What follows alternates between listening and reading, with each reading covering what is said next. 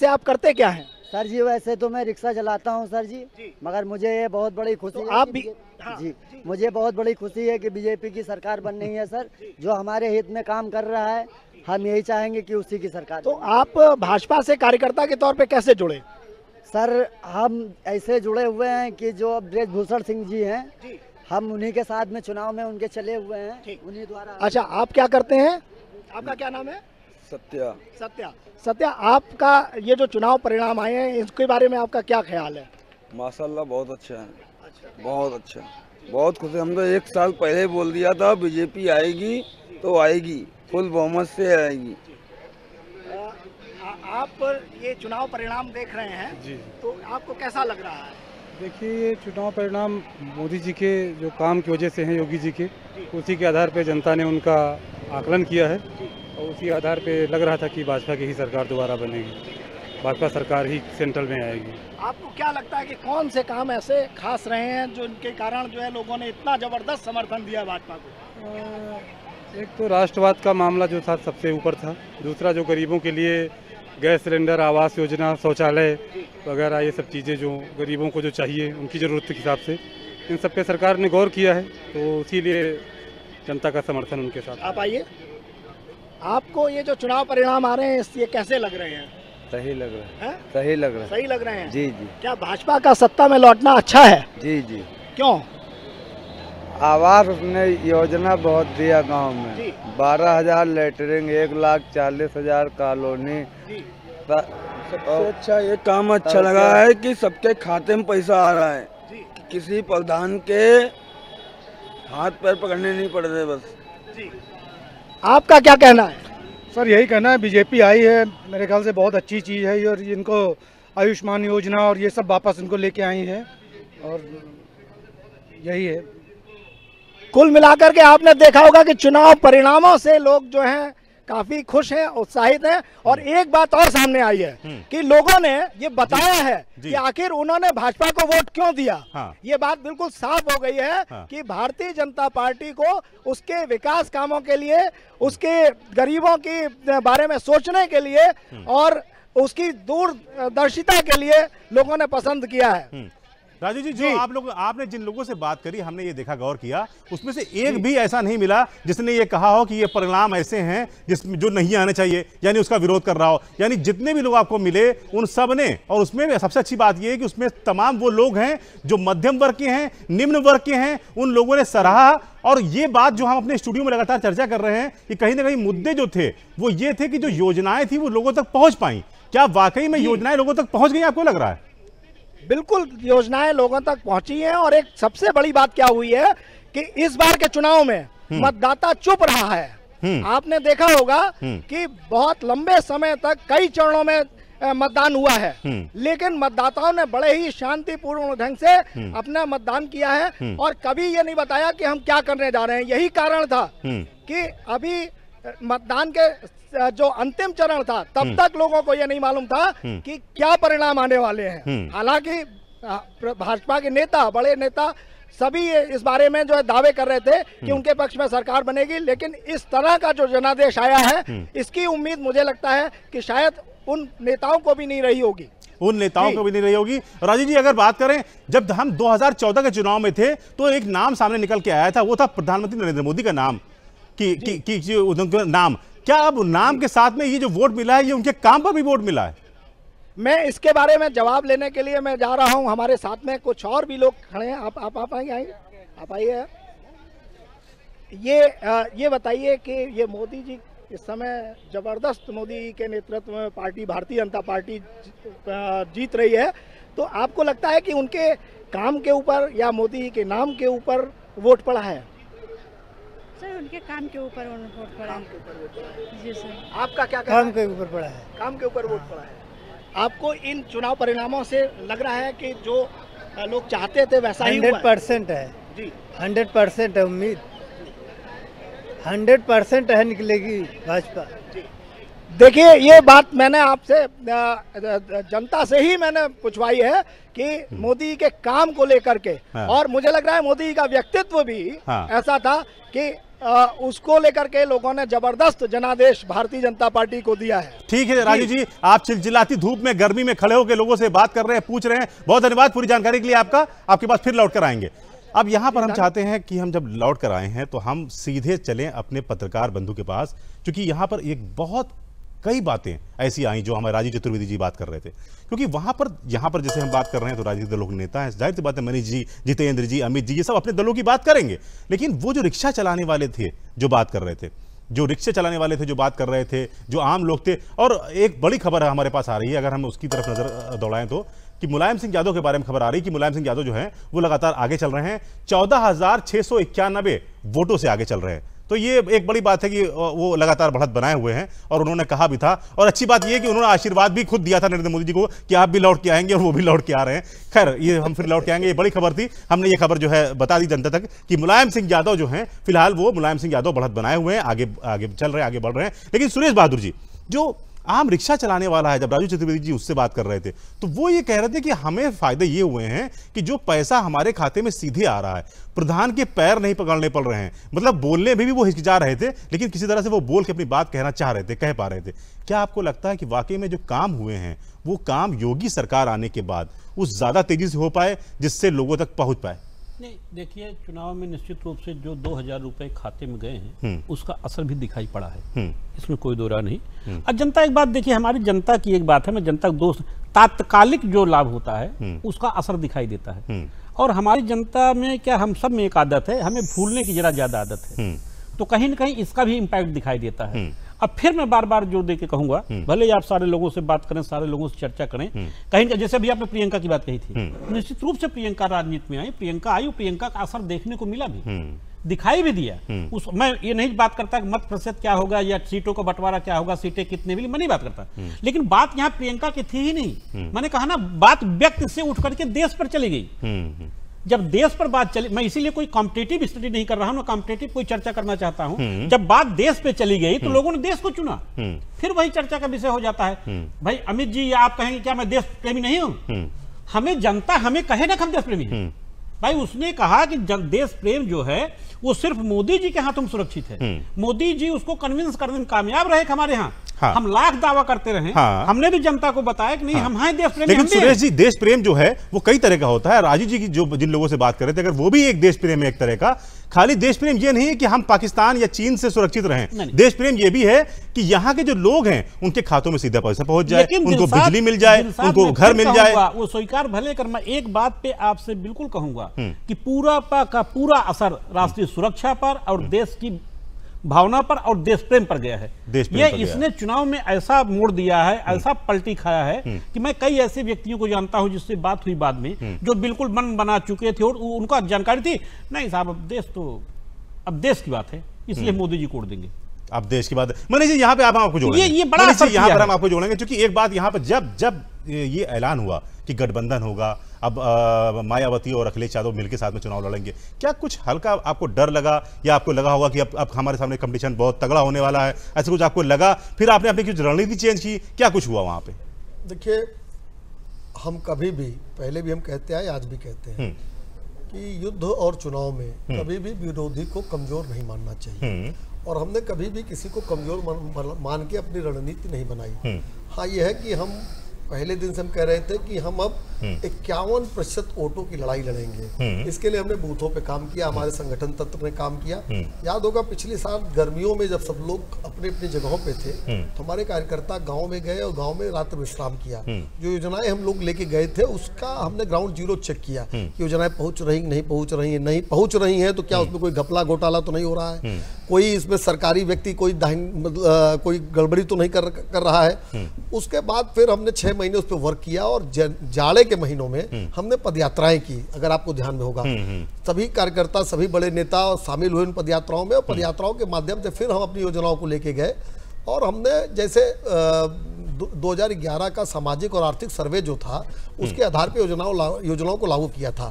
फिर भी जब हम लोग गर्मियों में गए थे तो हमको समझ में आया कि बहुत से ऐसे गरीब हैं जिनको पक्की छत मिलनी चाहिए थी, लेकिन उनका नाम नहीं था, तो हमने जियो टैगिंग शुरू की, उसकी कराई। तो उसके लिए संगठन ने अपने को 51% मत हर बूथ पे मिले, क्योंकि हमारा स्पष्ट मानना है कि पोलिंग के दिन बूथ का ही कार्यकर्ता चुनावी युद्ध महाभारत का अर्जुन होता है। और हमने अपनी बूथ कमेटियों को फिर से मजबूत किया, उसको वहां कुछ स्मार्टफोन धारकों को रखा, उसमें शामिल कराया, महिला कार्यकर्ताओं को शामिल कराया।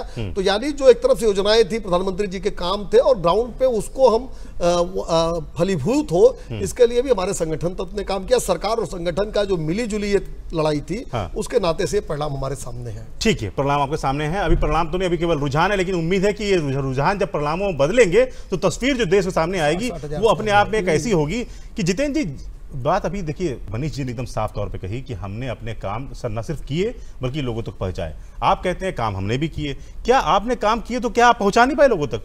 बिल्कुल काम किए और पहुंचाए भी, लेकिन सुरेश जी की बात जो कही ना उन्होंने, पुलवामा और सेना के नाम पे जो मोदी जी ने देश की जनता से अपील करके वोट मांगे, सेना के शहीद जवानों के शवों पर वोट मांगे, हमें लगता है कि वो ज्यादा उनके कारगर हुए, वो उनके ज्यादा कारगर हुए। क्योंकि चुनाव आयोग के मना करने के बाद भी प्रधानमंत्री जी लगातार अपील करते रहे कि हमें सेना के नाम पर पुलवामा जिसमें 40 शहीद हुए, प्रधानमंत्री जी बोले पहला वोट क्यों नहीं पुलवामा के शहीदों के नाम पर। ये स्पष्ट बयान है, रिकॉर्डेड बयान है। तो इसमें उन्होंने ये नहीं कहा हमने स्मार्ट सिटी में कहीं ईंट लगाई हमें वोट दो, उन्होंने ये भी नहीं कहा कि हमने कई करोड़ मकान बना दिए हमको इसके नाम पर वोट दो। वो यही हर मंच पर कहते थे। 150 से ज्यादा रैलियों में पहला वोट कहा करते थे। ये बयान था प्रधानमंत्री। नहीं, क्या जो पहली, अगर हमें जहां तक याद है, मेरठ में पहली रैली 11 मार्च को, अगर मैं सही हूं, 11 मार्च को प्रधानमंत्री नरेंद्र मोदी ने पहली रैली की थी। क्या यहाँ पर आके उन्होंने यही कह दिया, या यहाँ पर आकर उन्होंने उन योजनाओं का जिक्र किया? कोई डेवलपमेंट की बात उन्होंने नहीं की पूरे चुनाव में। केवल मुद्दों से ध्यान भटकाने कर इलेक्शन लड़ने की कोशिश करते रहे। कहीं हर बयान में पुलवामा आया पहले, सेना आई पहले, राष्ट्रवाद जिसका चुनाव में प्रयोग नहीं होना चाहिए। बाकी राष्ट्रवादी सभी हैं। जिन 29% लोगों ने मोदी जी को प्रधानमंत्री बनाया था देश में वोट देके, तो क्या 69% ने वोट नहीं दिया? वो देशद्रोही हो गए, राष्ट्रद्रोही हो गए। गिरिराज सिंह के बयान से क्या मतलब है कि रैली में नहीं आएगा वो राष्ट्रद्रोही, और वो खुद ही नहीं गए उस रैली में, वो खुद ही नहीं गए उस रैली में, वो राष्ट्रद्रोही हो गए क्या? इस तरह की बयानबाजी से जनता का ध्यान भटकाने की कोशिश होती है। ठीक है, अमित जी जो है कुछ कहना चाह रहे हैं, अमित जी कह लें। आपने अभी वर्मा जी से पूछा क्या वो सिर्फ इसी की बात, सेना की बात करते रहे? इतनी सारी रैलियां उन्होंने। मैं आपसे पूछता हूँ, सेना, धर्म, अली बजरंगबली, राजीव गांधी, इंदिरा गांधी, मंदिर, इसके अलावा मुद्दा क्या था उनके पास? आप बता दीजिए। उसके अलावा उन्होंने किस मुद्दे पे बात की? अभी लगातार बात हो रही थी कि हमने जो है देश हित के नाम पे, सेना के नाम पे और धर्म के नाम पे, जाति के नाम पे, अली और बजरंगबली के नाम पे, गंदे जवान के नाम के, राजीव गांधी को भ्रष्टाचारी बोल के, इसके अलावा इनके पास कोई मुद्दा हो तो मुझे बताइए। जनहित के तो मुद्दे इन्होंने छोड़ दिए। जिस मुद्दों पे चुनाव जीत के आए थे, 2 करोड़ रोजगार देने वाले थे हर साल, देखिए अब चुनाव नहीं होना है, चुनाव हो गया, आज परिणाम आना है, और हमें इससे न बहुत क्रेडिट मिलना है न कि इनको मिलना है, जाना है, जो होना है हो गया। लेकिन क्या ये अब भी बताएंगे कि 2 करोड़ रोजगार क्यों नहीं दिया? क्या ये अब भी बताएंगे कि 15 लाख रुपए खाते में क्यों नहीं आए? क्या अब भी बताएंगे कालाधन की जो सूची है भ्रष्टाचारियों की वो कहाँ है? कितने भ्रष्टाचारियों की इन्होंने जेल भेजा अभी बताएंगे? किसानों की आय दोगुना की बताएंगे? चलिए पूछ लीजिए, बगल में बैठे आपसे हम बात कर लेते हैं। बताएं, मैं पूछ रहा हूं इनसे। हाँ, सवाल आपने कहीं उठा दिए, मनीष जी आप जवाब दीजिए। मनीष जी आप जवाब दीजिए। स्वामीनाथन आयोग की रिपोर्ट कांग्रेस के जमाने में आ गई थी, लागू हमने की, 1.5 गुना हमने वादा किया था, हमने लागू किया। और 2022 तक आय दोगुना करेंगे, ये हमने 2014 में कहा था, इस चुनाव में नहीं कहा हमने, 2014 में हमने कहा था, क्योंकि हमको पता है कि ये विकास सतत प्रक्रिया है और किसी भी चीज़ को दुगना करने में थोड़ा टाइम लगता है। और उसके लिए हमने प्रधानमंत्री सिंचाई योजना लागू की, 1.5 गुना हमने लागत मूल्य का 1.5 गुना हमने खरीद का मूल्य तय किया, और कृषक को उसकी उपज का उचित मूल्य, इसके लिए ई मंडियाँ हमने विकसित की, करीब 14 करोड़ से ज़्यादा मुद्रा का लोन हमने दिया। देखिए ये तमाम झूठ चुनाव के दौरान इनके पकड़े जा चुके हैं, उजागर हो चुके हैं। और अभी रोजगार की बात कर रहे थे तो सरकारी नौकरियों, सरकारी जो पद थे उनके साथ साथ हमने लोग स्वरोजगार की तरफ बढ़े, जो लोग रोजगार के लिए भटक रहे हैं वो रोजगार देने वाले बने। इसके लिए हमने मुद्रा लोन दिया, स्टार्टअप स्टैंड अप इंडिया लेकर हम आए। हमने गरीबों को भी खातों के माध्यम से जोड़ा, जिसको बाद में हमने डीबीटी से, आपको याद होगा जब हम जनधन खाते खोलना हमने शुरू किए थे तो यही विपक्ष के लोग कहते थे कि ये तो जीरो बैलेंस खाते सब बंद हो जाएंगे।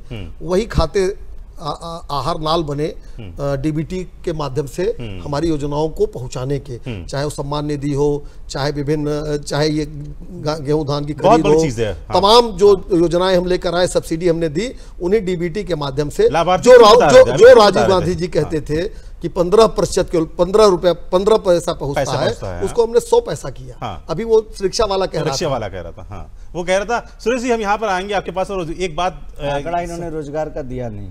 देखिए, आंकड़ा देना या न देना, ये सारी चीजें बताया तो पूरा 14 करोड़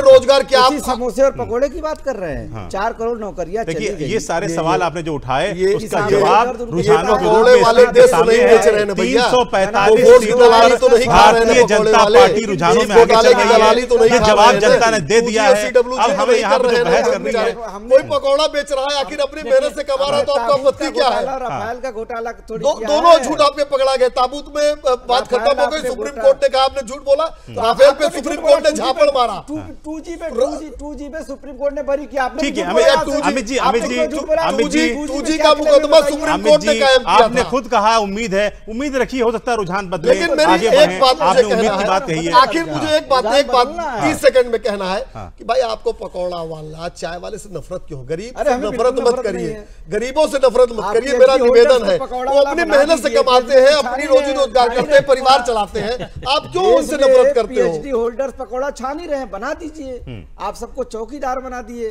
किसान बेचारा लाठी लिए दिन रात 2 शिफ्ट में, एक शिफ्ट में महिला दिन में और रात में घर का मर्द पुरुष, वो बेचारा लाठी लेके सारे झूठ की पोल खुल चुकी है अमित जी। कोई बात नहीं, पोल खुल चुकी है, अमेठी में खुल रही है, सारे झूठ की पोल। ये सबसे बड़ी बात है जो अमेठी से जो खबर आई, वो वाकई में अपने आप में। आप चिंता मत करिए। अच्छे सुरेश जी, आप कुछ कहना चाह रहे, संक्षेप में आप कहिए। नहीं, मैं सिर्फ कहना चाह रहा था कि अब विषय ये नहीं है, अगर इन्होंने 2 लाख या 2 करोड़ रोजगार दिए या नहीं दिए, 15 लाख दिए या नहीं दिए, या अन्य जो वादे किए थे पूरे किए या नहीं किए, अगर इन्होंने नहीं किए तो रुझान अभी बताएंगे आपको, और अगर नहीं किए, जनता ने जो स्वीकार किया, हमारी एक दूसरी जवाबदेही है कि अगर जनता ने स्वीकार किया, जनता को इसका मतलब हम साल भर बताते रहे कि हमको 2 करोड़ इन्होंने रोजगार नहीं दिए, या आपको 15 लाख नहीं दिए, आपको ये धन नहीं दिए, उस जनता को भी हमारी बात समझ नहीं आई। और जनता ने अपना विश्वास दिखाया, कहीं ना कहीं जनता ने जो रुझान दिखाया, तो अब हमको जनता का और वो रुझान सीधी सी बात है, मोदी जी के पक्ष में है। जब मोदी जी के पक्ष में है तो हम चाहे आपसे संतुष्ट हो चाहे ना हो, लेकिन जनता उनसे संतुष्ट है। अब जनता ने रुझान अपना दिखा दिया, तो हमें तो अब जनता के फैसले का स्वीकार करना ही पड़ेगा। रही बात मुद्दों की बात है, ठीक है, अमित जी मुद्दा बताएंगे, जितेंद्र जी मुद्दा बताएंगे, मुद्दों की बात होगी, लेकिन मुद्दों की बात इस चुनाव में हुई कहाँ? मुद्दे तो सब गायब हुई ना, सारे कहीं मुद्दों पर कोई चर्चा ही नहीं हुई।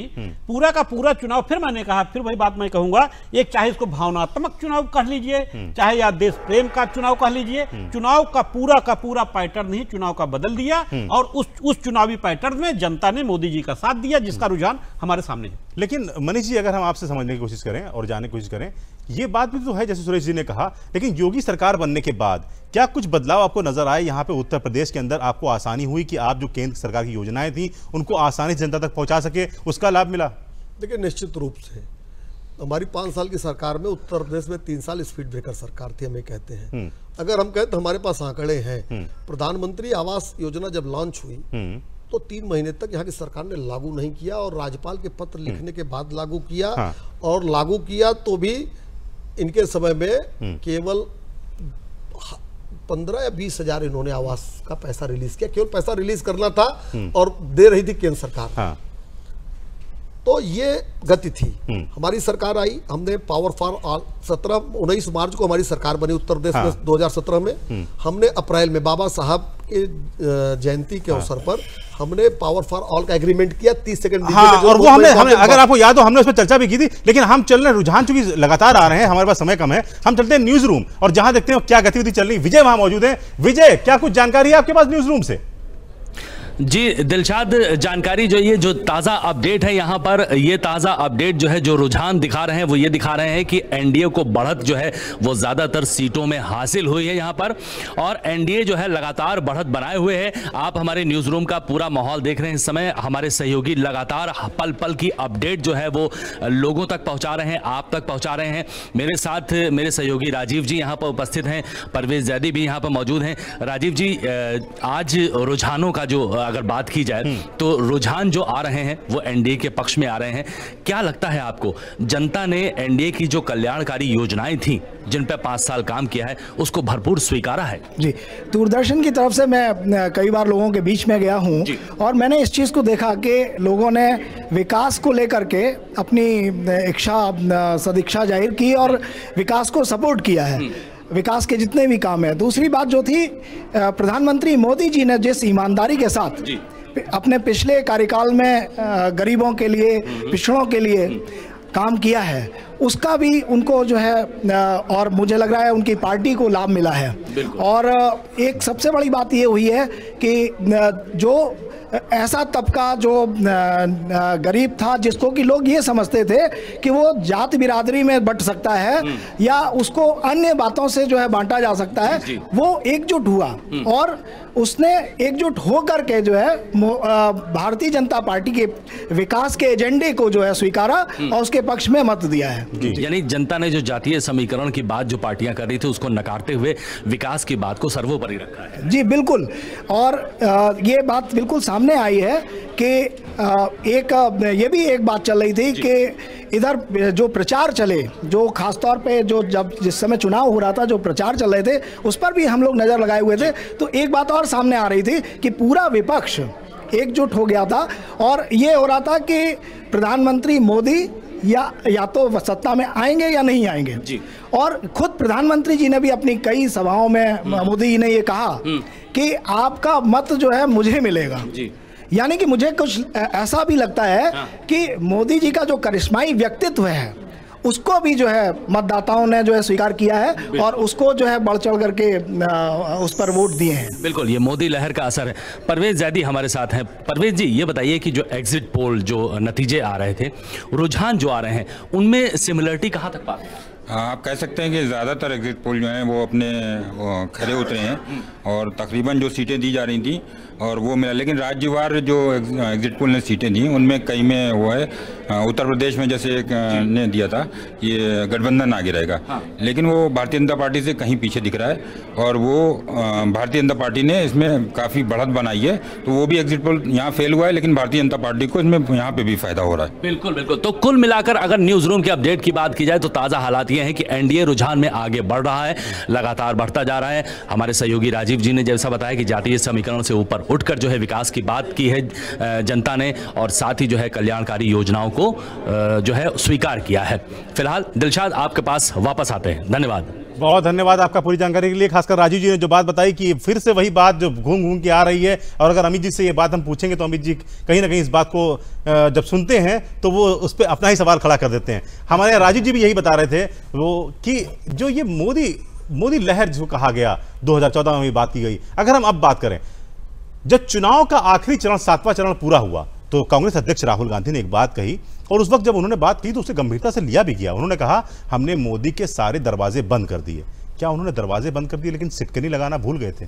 क्योंकि सिटकनी अगर लगी होती तो रुझान ये ना आ रहे होते, कहीं ना कहीं से ऐसा कुछ नज़ारे हुए जहां से रुझान सामने हमारे आ रहे हैं। अब सिर्फ रुझानों पे सिटकनी और ताला की बात की जाए तो मुझे लगता है ये उचित नहीं होगा। 2-3 घंटे और वेट कर लिया जाए। रुझान आपके पक्ष में जा रहा है। अभी हमें लगता है कहीं भी आधे चरण का भी मतगणना पूरा नहीं हुआ है, ठीक है। अभी उसके लिए थोड़ा सा इंतजार करें और हमें लगता है कि ठीक है, अब जो रिपोर्ट आ रही है वो बिल्कुल, चूंकि आपके रिपोर्टर्स लगातार दे रहे हैं और वो डाटा पे दे रहे हैं, कोई अपने अंदाज से तो दे नहीं। अच्छी बात है, कांग्रेस भी 88 सीटें, यानी पिछली बार से प्रदर्शन उसका बेहतर हुआ है। प्रदर्शन बेहतर हुआ, लेकिन हम उससे अभी और बहुत ज्यादा आगे प्रदर्शन की उम्मीद अभी कर रहे हैं। और मुझे लगता है कि अभी पूरा मतगणना हो जाए, हमें लगता है कि जो हमने अपेक्षा की है हम वहां जरूर पहुंचेंगे। और इस बीच में हम सीधे चलते हैं रविशंकर प्रसाद, भारतीय जनता पार्टी के वरिष्ठ नेता, क्या कुछ कह रहे हैं, सुनते हैं। एक तरफ अवसरवादी महागठबंधन था और एक तरफ नरेंद्र मोदी जी की अगुवाई में आशा की ओर देश बढ़ने का विश्वास था। और जो नरेंद्र मोदी जी की अगुवाई में देश ने काम किया, केंद्र सरकार ने काम किया, और जिस तरह एनडीए की एकजुटता दिखाई पड़ी बहुत ही प्रभावी रूप से, तो भाजपा ने, एनडीए ने बहुत ही प्रभावी विजय हासिल की है।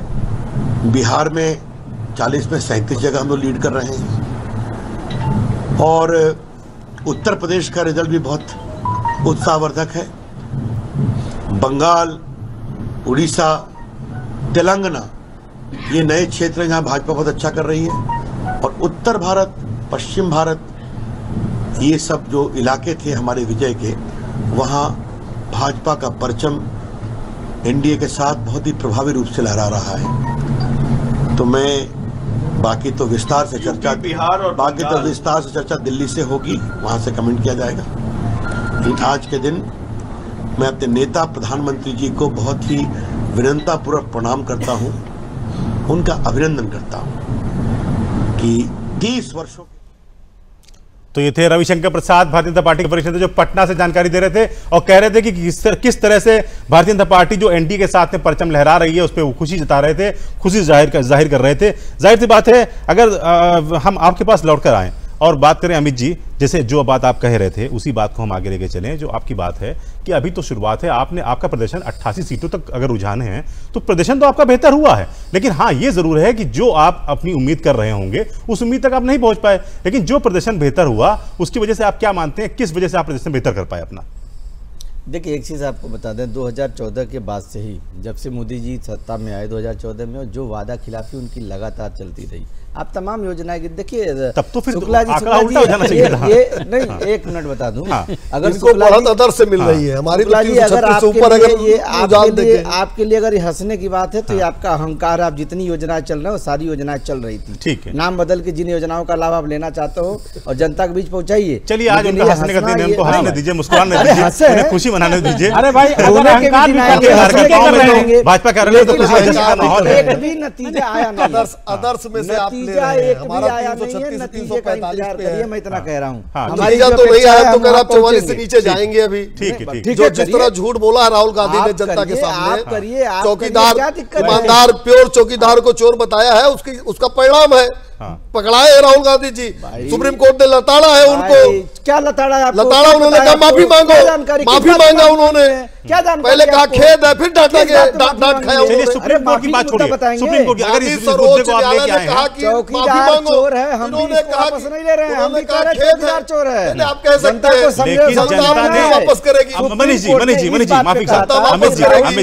अमित जी, सुप्रीम कोर्ट की बात यहाँ पे छोड़िए। हम तो कह रहे हैं, अगर आपकी बात, जो आपने नारा चलाया, हम उस नारे को यहाँ पे रिपीट नहीं करना चाहते। अगर जो नारा आपने चलाया, उस नारे को अगर जनता ने सराहा होता तो आज जो हमें टैली दिखाई पड़ रही है वो उल्टी होती। इसका मतलब तो दिखाई पड़ रहा है कि जनता ने उस नारे को नकार दिया। चुनाव में जो भी हुआ उल्टा सीधा, फिर 5 साल बाद भूल जाइए, परिणाम जो सामने उसको स्वीकार करें। बिल्कुल ठीक बात है, ठीक है। 5 साल बाद फिर आप किसी बात पर चर्चा करेंगे। फिलहाल अभी शाम को भी आप चर्चा हम लगातार करते रहते हैं, रोज करते रहते हैं। हमारे पास तो परिणाम एक भी नहीं आया अभी। परिणाम आ जाने दीजिए, उस पर फिर विधिवत बात की जाएगी।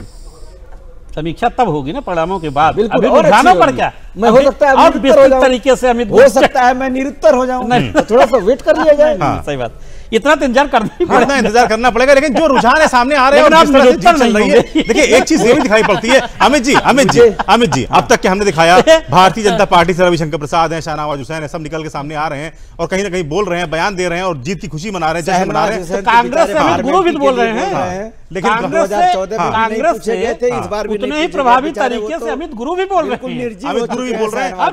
लेकिन क्या अमित जी, एक बात की शंका ये भी है कि जिस तरह की चीजें थी आपकी 2014 में आपकी हार हुई, निश्चित तौर पे हार हुई, हार जीत लगी रहती है, आपकी हार हो गई, लेकिन उसके बाद पार्टी एकजुट रही, ये दिखाई पड़ी कि आपकी पार्टी में एकजुटता रही, दिखाई पड़ी। लेकिन अब जो एक संकेत दिखाई पड़ रहे हैं, जैसे कि एक खबर कर्नाटक से भी आई थी, जो रोशन बेग हैं, आप ही के विधायक हैं, वो ये कहते हैं कि यहाँ पे अल्पसंख्यकों को जो है सिर्फ अपने वोट बैंक की खातिर इस्तेमाल किया, और बहुत बड़े नेता है वो, बहुत बड़े नेता है। अगर वो ये बात कह रहे हैं, कर्नाटक से ऐसी बात कही जाती है, तो बहुत अच्छी बात आपने कही। हाँ, तो उसके बारे में एक लाइन में जवाब दूंगा, बहुत प्रोपेगेंडा नहीं फैलाऊंगा इस पे मैं। एक लाइन में प्रधानमंत्री मोदी जी पश्चिम बंगाल की रैली से कहते हैं, दीदी तुम्हारे 40 विधायक हमारे संपर्क में हैं। तो संपर्क में वो है, वहाँ बंगाल में भी हैं, कर्नाटका में भी हैं, और अब वो राजस्थान और मध्य प्रदेश में भी। ठीक है अमित गुरु जी, अच्छी बात है, लेकिन हम तो यही मानते हैं कि कम से कम हार जीत लगी रहती है, पार्टी की क्या होता है ये देखने वाली बात होगी। लेकिन ये देश का चुनाव है, हम उत्तर प्रदेश, अमित जी ये देश का चुनाव है, हम उत्तर प्रदेश की अभी तक बात कर रहे थे, लेकिन लोकसभा चुनाव 2019 की बात हम लगातार कर रहे हैं। हम सीधे चलते हैं उत्तराखंड और देखते हैं वहां क्या कुछ हालात हैं।